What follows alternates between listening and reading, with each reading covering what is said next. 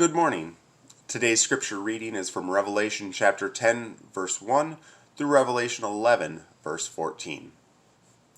Then I saw another mighty angel coming down from heaven. He was robed in a cloud with a rainbow above his head. His face was like the sun, and his legs were like fiery pillars. He was holding a little scroll which lay open in his hand.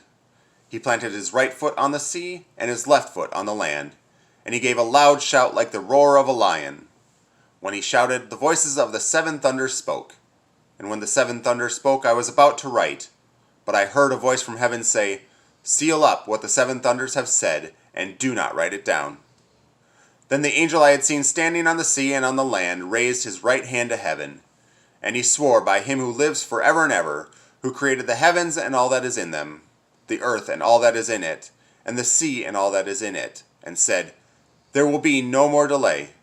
But in the days when the seventh angel is about to sound his trumpet, the mystery of God will be accomplished, just as he announced to his servants the prophets." Then the voice that I had heard from heaven spoke to me once more, "Go, take the scroll that lies open in the hand of the angel who is standing on the sea and on the land." So I went to the angel and asked him to give me the little scroll. He said to me, "Take it and eat it. It will turn your stomach sour, but in your mouth it will be as sweet as honey." I took the little scroll from the angel's hand and ate it. It tasted as sweet as honey in my mouth, but when I had eaten it, my stomach turned sour. Then I was told, "You must prophesy again about many peoples, nations, languages, and kings."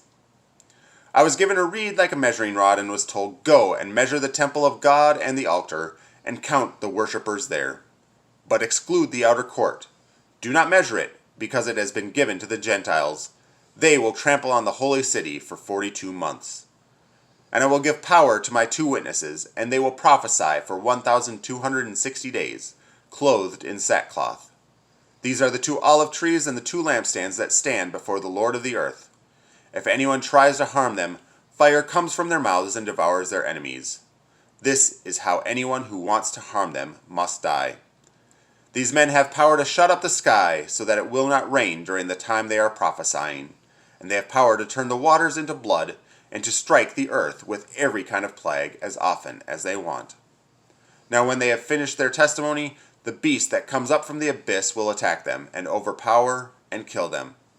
Their bodies will lie in the street of the great city, which is figuratively called Sodom and Egypt, where also their Lord was crucified. For 3.5 days men from every people, tribe, language, and nation will gaze on their bodies and refuse them burial.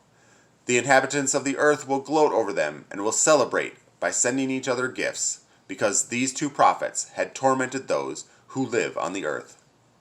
But after 3.5 days of breath of life from God entered them, and they stood on their feet, and terror struck those who saw them.